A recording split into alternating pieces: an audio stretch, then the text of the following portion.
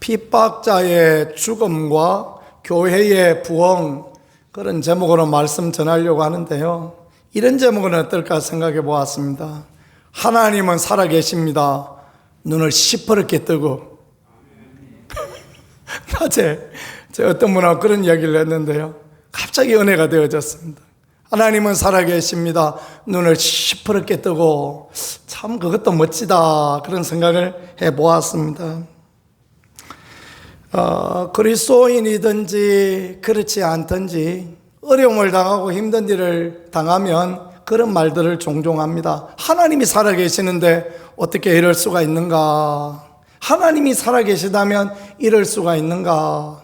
그런 이야기를 들으면 참 그렇게 마음이 아픕니다. 왜 말을 저렇게 할까, 그런 생각이 들어요. 하나님이 살아계시니 괜찮습니다. 이게 더 좋지 않겠습니까? 한번 같이 한번 읽어보겠습니다. 하나님이 살아계시니 괜찮습니다.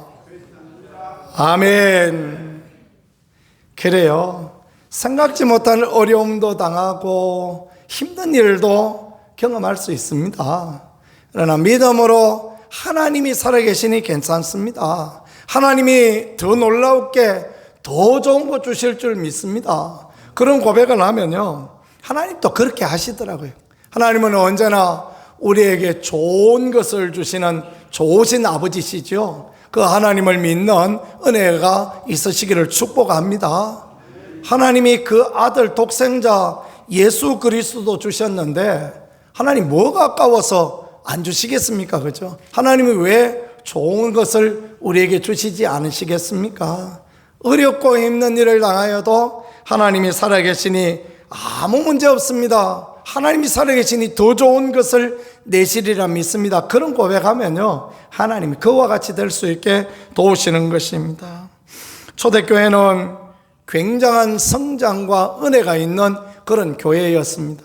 예루살렘 교회 얼마나 놀라웠습니까? 그죠? 그 3,000명, 5,000명 회개하고 막 놀라운 부흥의 역사가 일어나고, 그리고 치유와 회복의 은혜가 임하고.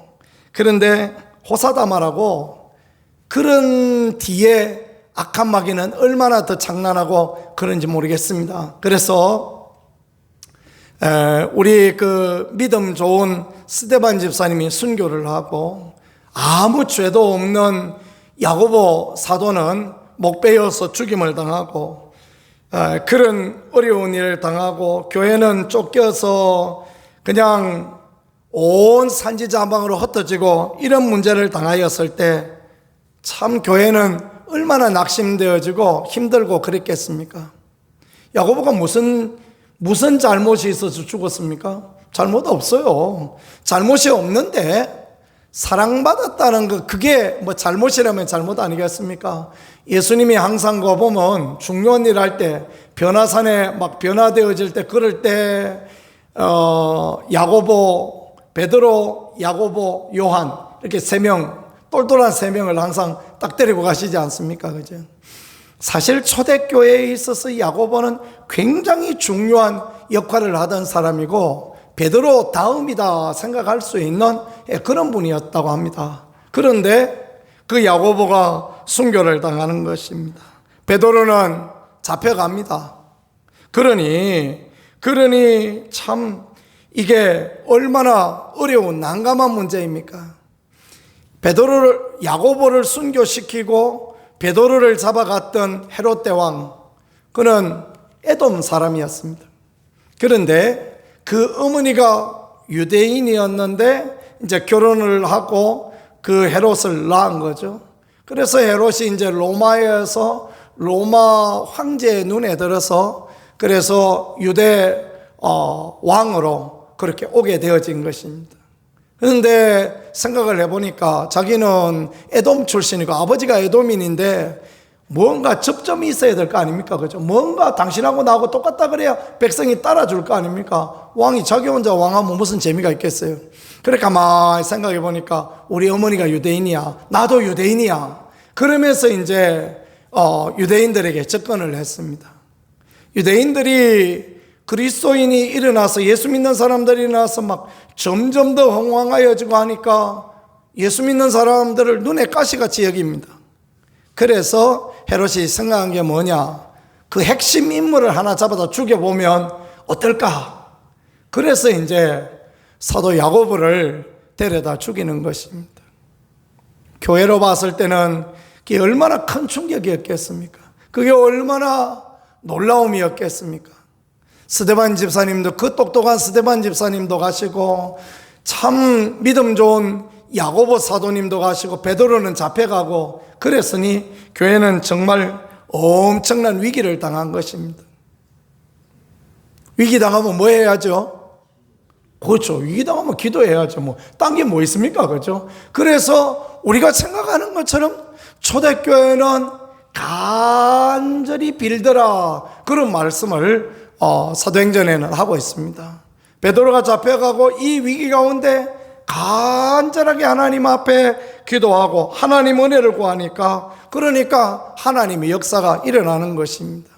왜 복음성에도 그런 거 있지 않습니까? 앞이 캄캄할 때 기도 잊지 마세요.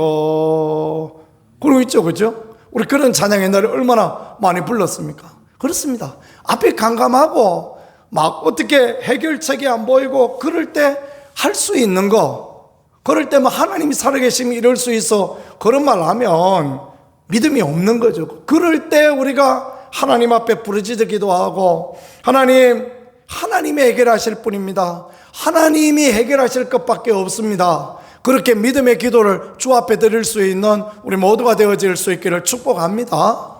하나님이 역사하시고 하나님이 도와주셔야 사람이 생각지 못했던 놀라운 역사가 일어나는 것입니다. 하나님이 일하시니까 어떻습니까? 베드로가 툭 떼어져 있었는데 하나님이 천사를 보내어서 잠자고 있어요. 참, 세상에 이래 성품이 좋을 수가 있나? 다음날 죽을 형편인데 자고 있어요. 천사가 가서 툭툭 쳐가지고 깨워가지고 데리고 나오는 것입니다. 옥문도 열리고 묶여져 있던 착고도 다 풀려지고. 어떤 때 이런 역사가 일어난다고요? 교회가 하나님 앞에 간절함을 기도하고 하나님의 은혜를 구하고 하나님의 도우심을 구하면 이런 역사가 일어남을 믿으실 수 있기를 축복합니다. 지하에 기도실을 딱 꾸며놨더니요, 오늘 어떤 자매가 왔어요.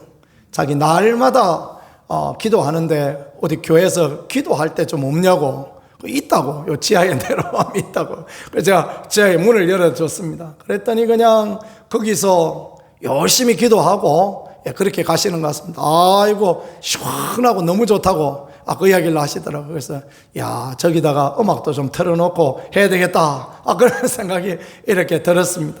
내일 아침에 새벽 예배는 몇 시에 드리냐고 물어보길래 4시 50분에 한다고, 그때 오시라고 이렇게 말씀드렸는데 제 마음이 얼마나 기쁜지 모르겠습니다.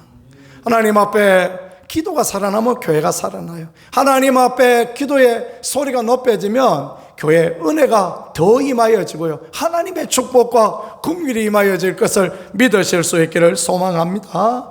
이렇게 헤롯 왕에 의해서 어려울 때, 힘들 때 교회는 기도했더니 하나님의 역사가, 베드로를 살려주시는 놀라운 그런 역사가 일어나게 되어졌는데요. 오늘 말씀은 그 뒤에 이야기들을 이제 기록해 주고 있습니다. 그 뒤에 어떤 일이 있었느냐라는 걸 20절에 이제 가르쳐 주고 있는데, 20절 한번 같이 보겠습니다. 헤롯이 두로와 시돈 사람들을 대단히 노여워하니 그들의 지방이 왕국에서 나는 양식을 먹는 까닭에 한 마음으로 그 앞에 나와 왕의 침소 맡은 신하 블라스도를 설득하여 화목하기를 청한지라. 뭐가 어려운 이야기 같은데 별로 안 어렵습니다. 두로 사람, 시돈 사람이 헤롯 왕을 찾아왔습니다. 왜 찾아왔느냐 하면 헤롯 왕이 그냥 성질이 나가지고 두로, 시돈 그 수출하던 그 곡물 전부 그 수도패, 그렇게 명령을 내렸던 것 같습니다. 두로와 시돈은 해변가에 있는 도시지 않습니까? 거기 곡물이 많이 나지 않는 그런 도시였던 것 같아요. 무역업을 하면서 그렇게 살던 도시인데 먹을 것이 만만치 않습니다. 그러니까 이제 어떻게 해야 되겠습니까? 헤로드 왕한테 와서 싹싹 빌어야죠. 그죠? 뭐 할 수 있습니까? 약소국이 큰 나라가 싹싹 빌어야 되죠.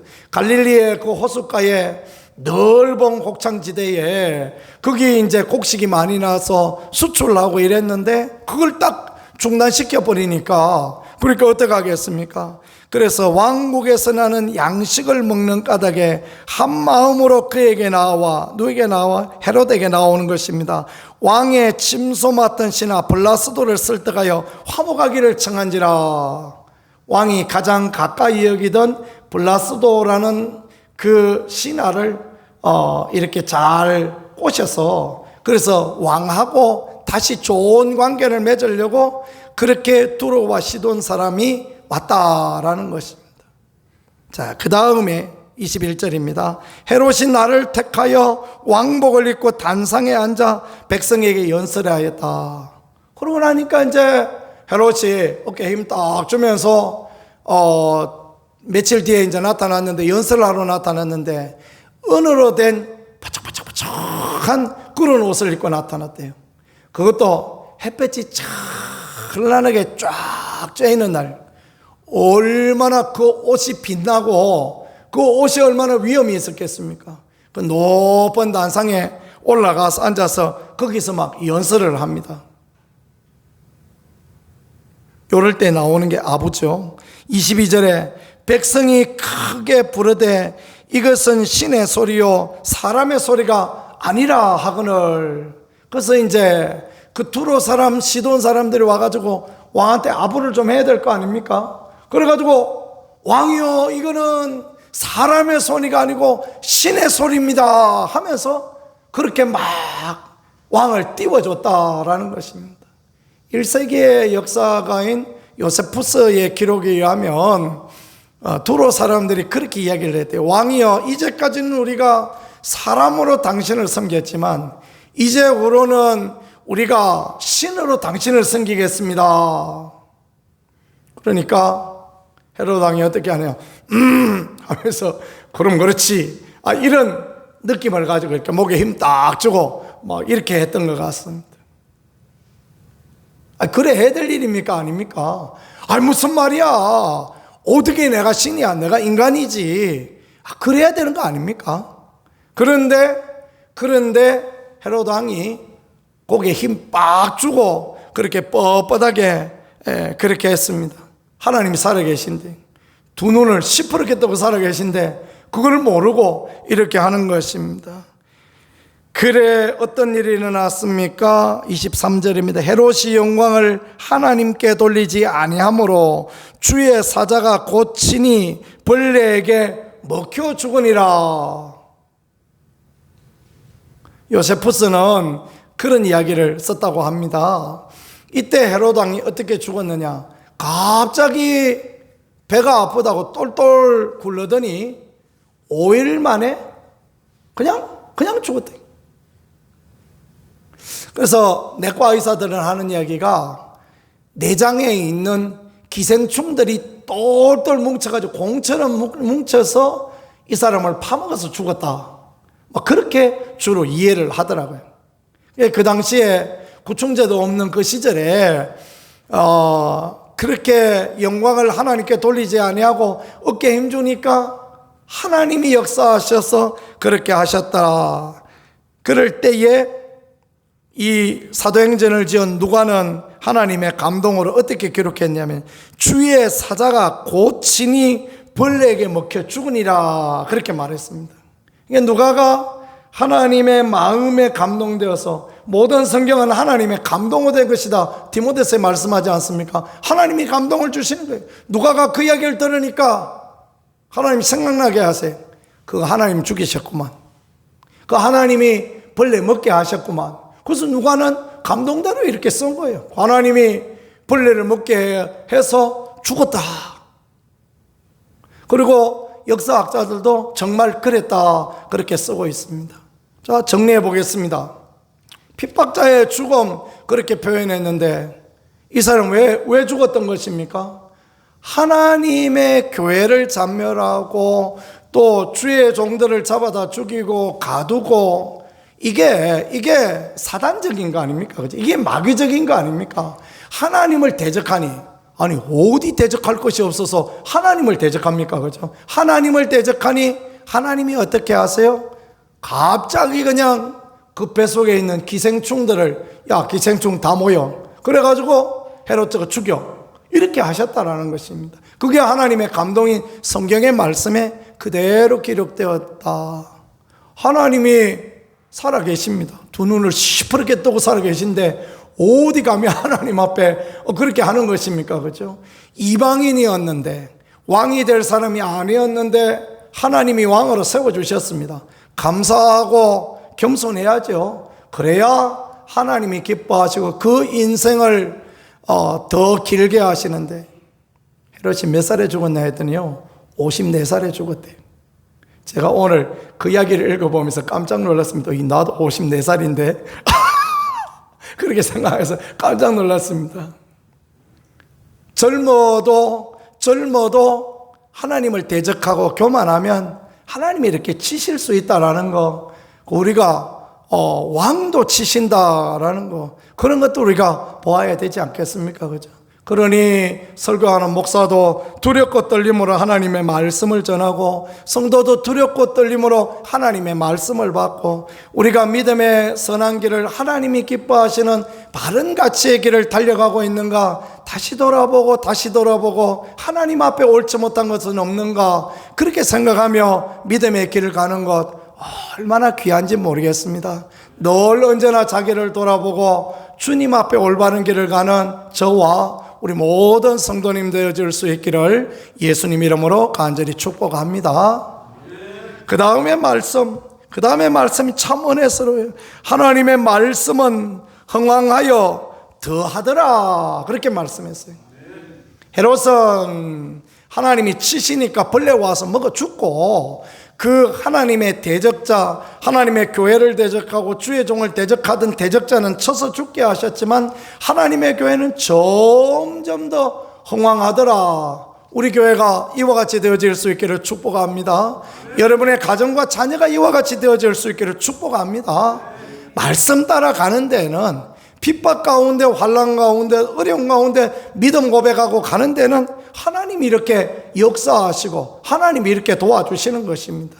그게 성경이요, 그게 하나님의 원리가 되어지는 것입니다.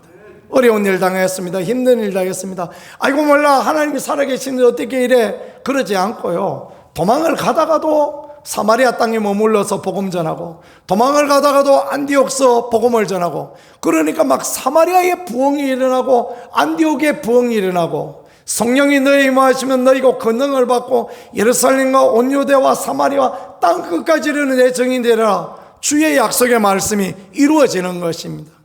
믿음으로 나가면 환난을 당해도 어려움을 당해도 하나님의 약속의 말씀이 이루어지고 부흥이 이루어집니다.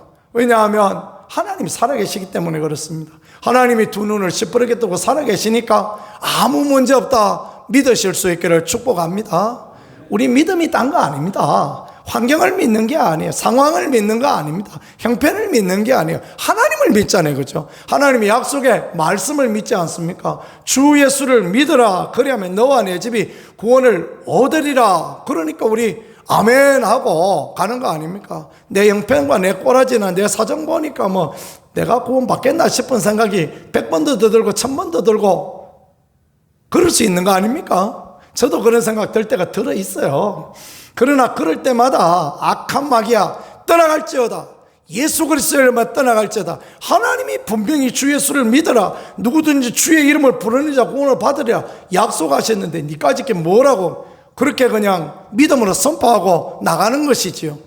믿음은 하나님을 믿는 거예요. 나를 믿는 게 아니고 아내를 믿고 뭐 옆집 아저씨를 믿고 그런 게 아닙니다. 하나님 믿고 하나님의 약속의 말씀을 믿고 나가는 것입니다. 나는 부족하여도 영접하실 터이니 찬양에 있는 것처럼 그대로 믿고 나가는 이게 믿음이고, 그 믿음 가운데 하나님의 역사와 하나님의 은혜가 드러나는 것입니다. 그 다음에 25절에 보니까 바나바와 사울이 부조하는 일을 마치고 마가라 하는 요한을 데리고 예루살렘에서 돌아오니라 이렇게 말씀했습니다. 이것도 참 귀한 말씀입니다. 바나바하고 사울하고 그 이방 교회에서 자기들이 선교 여행하면서 세웠던 교회, 빌립보 교회, 고린도 교회, 데살로니가 교회, 수많은 교회를 돌면서 선교 헌금을 모았습니다. 구제 헌금을 모았습니다. 예루살렘에 큰 흉년이 든다 그러니 예루살렘 교회를 위하여서 구제하자. 근데 여러분, 이 사도행전을 잘 읽어보면요, 누가 바울과 바나바를 괴롭혔는지 압니까? 예루살렘 교회와 그 유대인 출신 그리스도인들이 따라다니면서 바울과 바나바를 괴롭힙니다. 바울과 바나바는 어떤 믿음을 가지고 있습니까? 이신칭의의 믿음을 갖고 있습니다. 믿으면 구원 얻는다. 이방인이든지 그게 유대인이든지 믿으면 구원 얻는다. 예수 믿으면 구원 얻는다. 그런 믿음을 가지고 있었어요.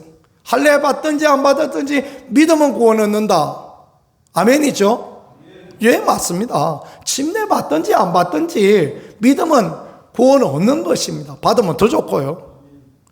그런데 유대인 출신 그리스도인들은 그걸 안 믿습니다. 그걸 안 믿고 무슨 이야기야? 모세의 계명 지키고 그 다음에 할례 받고 그래야 구원받아. 그러니까 이 이방인 출신 그리스도인하고 유대인 출신 그리스도인은 굉장히 갈등이 있었어요.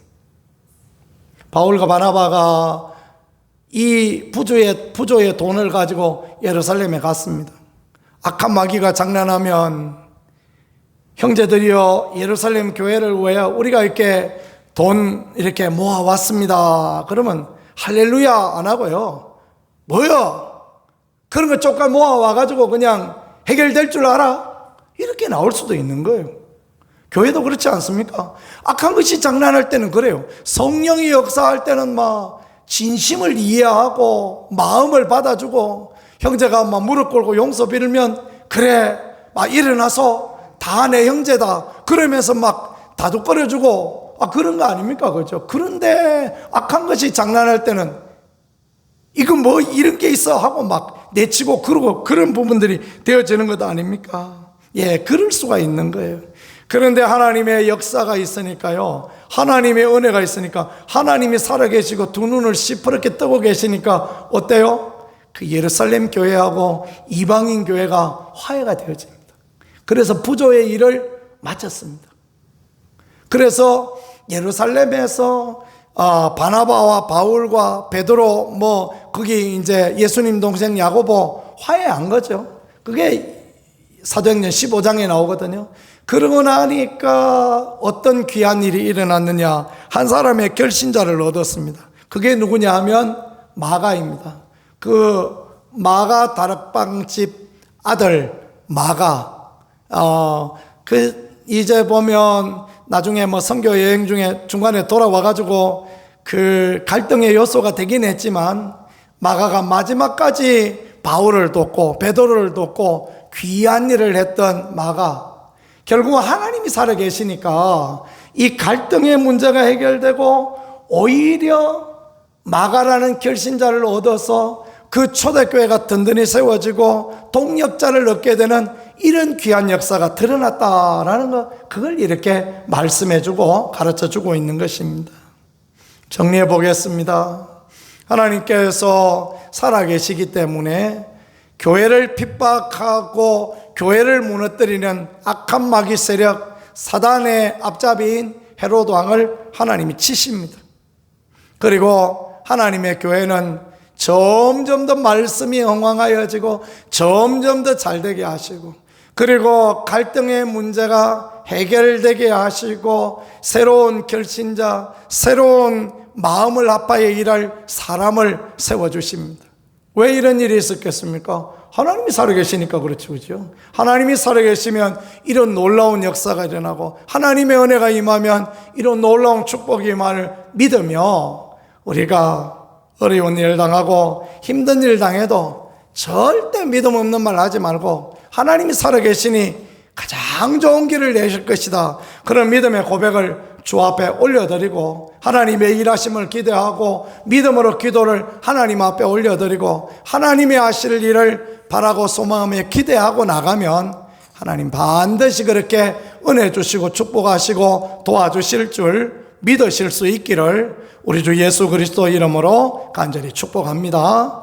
기도 올리겠습니다. 하나님 감사합니다. 우리에게 귀한 말씀을 통하여서 하나님의 살아계심을, 하나님의 오늘 역사하심을 보게 하심을 감사드립니다. 믿음으로 그 사실에 집중하고 그 하나님을 믿으며 모든 어려운 가운데도 낙심하지 아니하고 낭망하지 아니하고 오직 주님만을 믿고 달려가는 우리 모두가 되어질 수 있게 인도하시고 역사하여 주옵소서. 주님이 항상 보살펴 주셔서 교회의 대적들을 치시는 살아계신 하나님을 볼 수 있게 도와주시고 교회를 흥왕하게 하고 잘되게 하고 하나 되게 하고 교회 가운데 새로운 결신자들과 새로운 일꾼들을 세워가시는 주의 영광을 보는 우리 모두 되어질 수 있게 은혜 가운데 인도하여 주옵소서. 예수 그리스도의 은혜와 하나님 아버지의 무한하신 사랑하심과 성령의 교통하심이 이 자리에 모인 모든 분들에게 우리 교회 위에 가정들 위에 영원토록 함께 하실지어다. 아멘.